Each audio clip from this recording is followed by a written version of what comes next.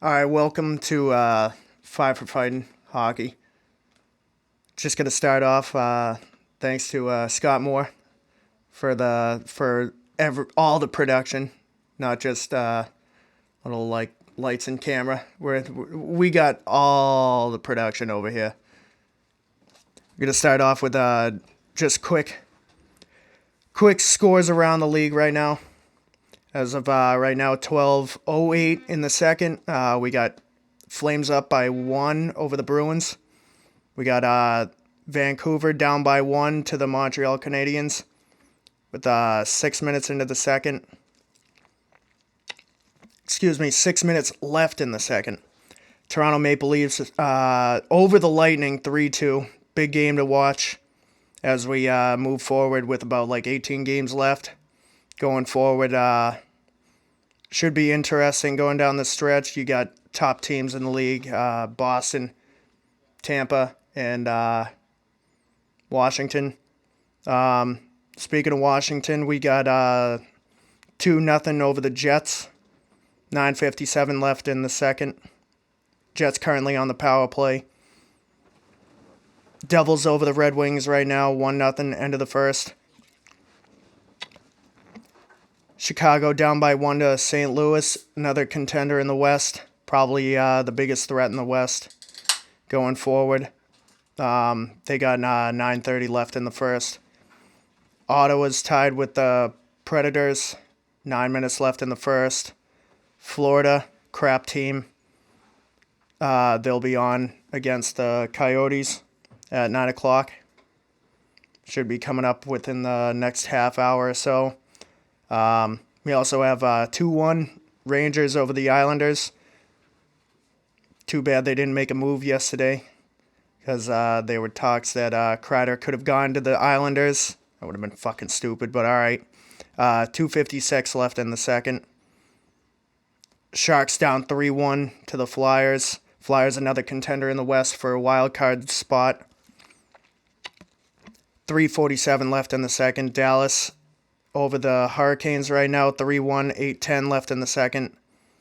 Columbus down by one to Minnesota, 9:50 left in the first. And finally, we have Edmonton against Anaheim at 10 o'clock tonight. Big story for the Edmonton Oilers getting Andreas Athanasiou from the Red Wings. Actually, not a bad return for the Red Wings. I believe they got, well, I actually really don't know until I actually look it up. But nonetheless, Oilers picking up Andreas Athanasiou, looking like he's going to play with Connor McDavid, along with, what's his face on the right side? Shit. Well, nonetheless, that's going to be a top line on the Oilers. They're looking on the bright side, coming up in the West. Currently, as the standings go right now, you're looking at in the East for the conference. You're looking at Boston, Tampa, Washington, Pittsburgh,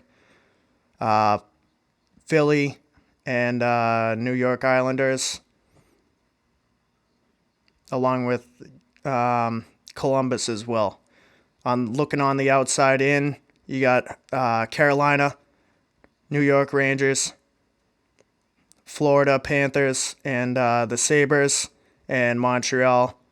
Guys, way on the outside, you're looking at the Devils, Ottawa, and Detroit Red Wings actually are out of contention. They have already been eliminated with like less than 20 games left in the season. And we're just getting right now that the Bruins just scored a shorthanded goal. Now it's Flames. Flames power play. Saved by Rask. Nope, not according to Twitter. Oh, we delayed over here? Yep, that's what it's looking like. My TV over here is delayed. Looking like a shorty. Don't know by who. We'll take a look. Looks like Marchand with the shorty. Bear with me here while I watch this go down. Here we go. Yep. Breakaway to the backhand to the forehand. Signature move by a couple of the players. Coyles hit a few of those on the breakaway. But in the meantime, going away from that, we're going to get back to yesterday's trade deadline. Big moves by Tampa, along with Washington. Washington and picked up Brendan Dillon, defenseman from San Jose. Looked like he would have been a good fit for the Bruins on their back end for defensive depth. But honestly, for what he was worth, not too bad. Looking back on specifically on the Bruins front, Friday doing a deal, getting Backus off the books with picking up Andre Kashe from the Anaheim Ducks. In that trade, sending Backus along with 75% of his contract. And prospect Axel Anderson, quoted by Bruce Cassidy, saying the first time he saw him, thought he was someone's kid. Actually saying, like, what parent brought their kid to work today. So doesn't really seem like they had too high of remarks to say about Axel Anderson. Hopefully he does something with Anaheim. All the power to him. Good luck to Backus in Anaheim as well. In addition to that, giving away a first-round pick. Thought we could have used that for Paul Mary, but what are you going to do? Everybody was saying Kreider. Fuck Kreider. We don't need another left shot, left wing. We're fine down the left side as it's looking right now. Getting into the other addition that we made on Monday in Nick Ritchie, brother of Brett Ritchie, who we waived a few months ago. Should be interesting to see whether or not he actually does something, unlike Brett.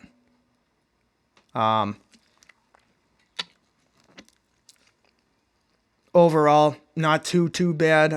Trading Dan Heinen to Anaheim for Nick Ritchie, adding in size, give or take the same player in terms of points and goals. Other than that, the size was the biggest thing for the Bruins coming out of the trade deadline. I'm gonna look back at some updated scores right now. We got 3-0 Capitals over the Jets, as well as like we had said before, or like I had said before, 1-1 Bruins Flames, along with 2-2 Montreal and Vancouver.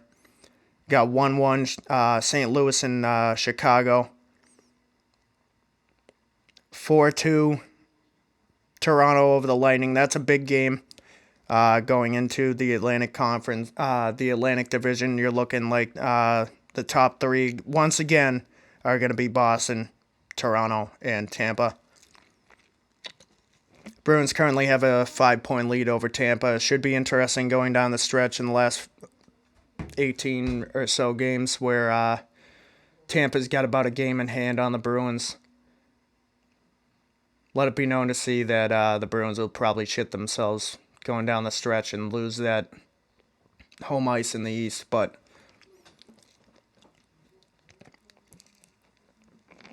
we'll see what happens.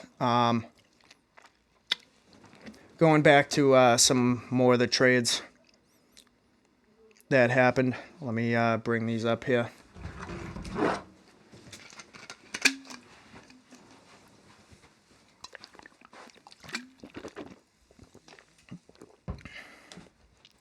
Oh, something I wanted to touch upon. Joe Thornton, Jumbo Joe on the San Jose Sharks. Original first-round draft pick of the Boston Bruins back in, I believe, late 90s or so. Played with the Bruins, captain of the Bruins for years. Was dealt back in 07 and 08 or 09, somewhere around there. A lot of talk going into the trade deadline that he was going to be moved possibly back to Boston, that he wanted out. Come to find out a day later after the trade deadline that he was, quote unquote, very disappointed that he wasn't traded. He wanted a shot at the cup. He's getting up there in age. So could have been useful to the Bruins on their fourth line, center that fourth line, and then you have another place for Corrali on that right wing on that third line with Coyle and now Nick Ritchie. But getting back to all the trades that happened yesterday, we'll go a little bit more in depth.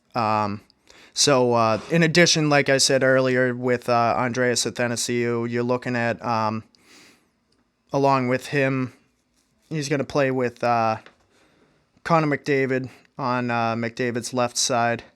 And they also picked up Mike Green, a guy on defense who's been very solid for the Red Wings over the years. Not to mention that he was due to move, but they needed that with Oscar Klefbom being out of the lineup for an extended period of time. One of the biggest shockers to the league was Vincent Trocheck of the Panthers moving to the Hurricanes. A guy that I know, big Mikey Felger was high on, that he liked for the Bruins second line right wing. I personally like Trocheck. I thought he would have been an awesome fit. Dude's playing fucking baseball out there half the time when like pucks are bouncing off the glass, going out in front. He's batting them out of the air, hitting them into the net, scoring. Just have another score update. Blackhawks up by 1 over St. Louis, as well as the Devils up 2-0 over the Red Wings right now. Going forward, we'll give some more updates as scores come in the around the league. Back to some more of the trades yesterday. JG Peugeot, another guy I liked that could have been a really good fit.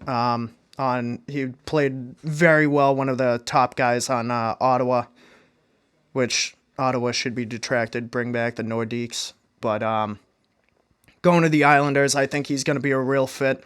Going to push the Islanders into the playoffs, hopefully down the stretch here, keep them in contention.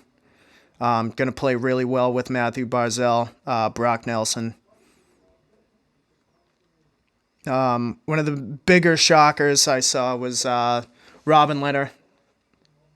Fuck. Yeah, 2-1. Calgary just went up 2-1 over the Boston Bruins, so we'll see how that unfolds going forward within the next couple minutes or so. There's Sean Monahan looking like 13:25 left in the second. But back to Robin Lehner on Chicago being dealt to Las Vegas. Traded goalie for goalie with Malcolm Subban, whom the Bruins drafted a few years ago, brother of PK Subban. Since he was traded from Boston to Las Vegas, or for that matter, just kind of being really like let go for the most part from the Bruins.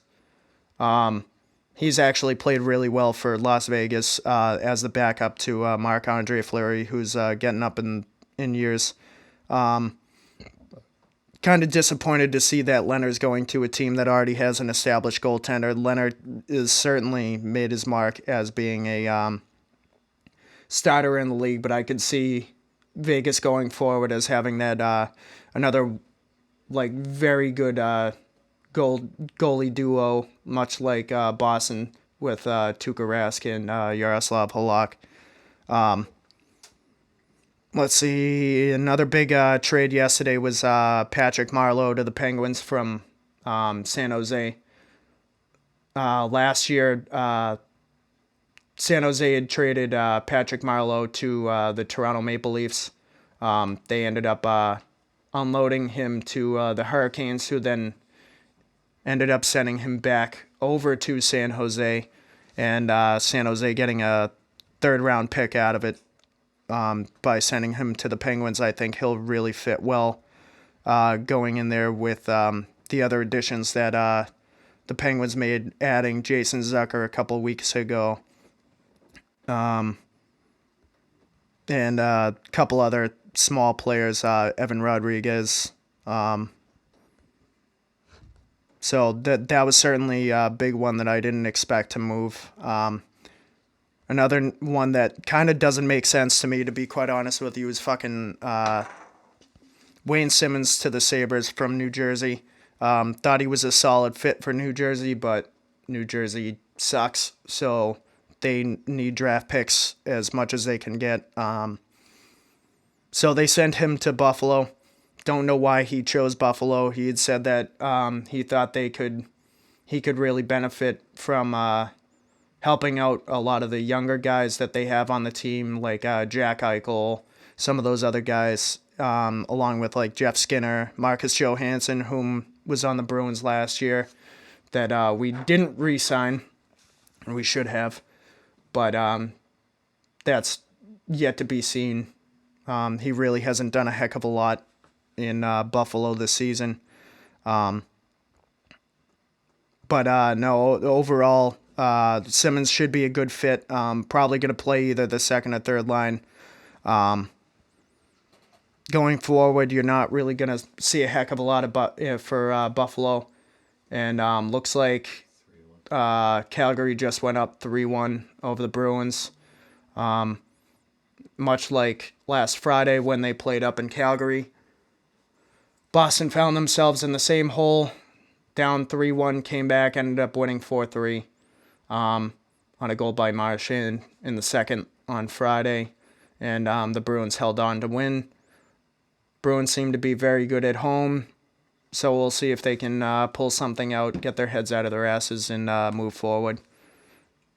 Moving up, Sammy Vatanen to the Carolina Hurricanes, another guy on New Jersey whom I thought was a solid defenseman, could be of use on the Bruins depth chart, a lot of teams for that matter, but the Hurricanes really need it due to Dougie Hamilton's fractured fibula. So you're really going to see Carolina probably move up in the standings over the next few weeks, going down into trying to make a push for the playoffs. Another one honestly made sense, Kovalchuk to the Capitals, being sent from Montreal to the Washington Capitals. And I believe Montreal ended up getting a third-round pick out of that. Honestly, it was between the Bruins and the Capitals. Capitals can fucking have him. He's old. Doesn't make any sense, to be quite honest with you.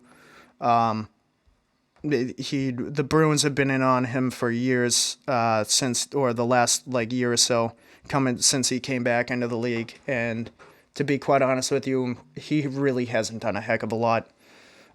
He started to put his shit together in once he was traded from the Kings to Montreal. I mean, he's making little to nothing. He's making like $800K or something stupid like that. So, I mean, if the Bruins had made a move for him at that money, really wouldn't have gone fucking ballistic about it, but wouldn't have been terrible. Just going through trying to see some of the other trades from yesterday. But overall, looking back on the Bruins day, specifically, not too bad. As Joe Haggerty from NBC Sports Boston, Bruins Insider, said the other day, or earlier today or yesterday, he said the biggest winner from, the biggest takeaway from the Bruins was their cap space. They opened up a lot of cap space going forward. Guys that need to be signed, you're looking at Torrey Krug, Matt Grzelcyk, Jake DeBrusk. Kevin Miller's a UFA. I don't see them really re-signing him unless it's going to be cheap, where he's been injured for the full season and hasn't been on the ice since last regular season. You're also looking at some of the younger guys on the team, and as it goes right now, you're looking like the Bruins are in very good in a very good cap situation.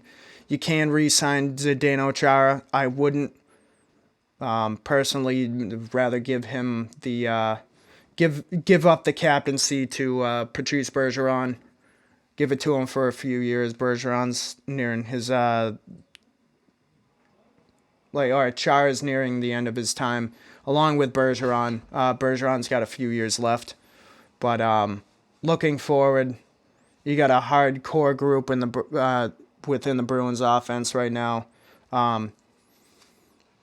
Honestly, going forward, this is going to be probably your last year to really make a strong cup run with this core group of guys. Although, when you look at their cap space and their money, the guys that are signed, you have Marchand for a couple more years. You have Bergeron for a few more. Pastrnak, certainly, he's only 24. Once you sign DeBrusque, all these other guys, you're going to be a pretty solid team for the next few years to come, as long as Bruce Cassidy can stay in there and keep the team together and basically get them playing like they have been for since he's really taken over. Not to really go totally in depth on the Bruins. Teams going around, we'll talk about Tampa for a few. Tampa's certainly been a powerhouse for the last 4+ years. Haven't really done anything. They were swept last year in the first round of the playoffs by the Columbus Blue Jackets, whom, for that matter, I can't understand why. But overall, they're going to be a force. You're probably going to end up seeing either Boston versus Tampa, Washington versus Tampa, Washington versus the Bruins in the Eastern Conference second round of the playoffs. Should be really interesting to see how that all plays out, especially where Tampa was kicked out of the playoffs real early last year. Looking forward, we're going to be here on Tuesdays, give or take around 8 o'clock, if you're really interested. I'm Nick DeCristofaro. Thanks to my producer over here, Scott Moore, and bystander, Matt Hamilton. This motherfucker just sitting down. He does the Red Sox podcasts, the Warning Track, I believe, what days? And it varies. It varies, but definitely go check out the Warning Track, Red Sox, anything baseball. He'll be joined sometimes by Austin Doherty, A-Grizz. But he's a motherfucker still in school, so he'll be really kind of sparse, but it'll mainly be Matt talking baseball on there. Definitely check him out. I'll be on YouTube, Apple, Spotify, you name it, you can find me. I'm Nick DeCristofaro, signing off. Five for Fightin' Hockey Podcast.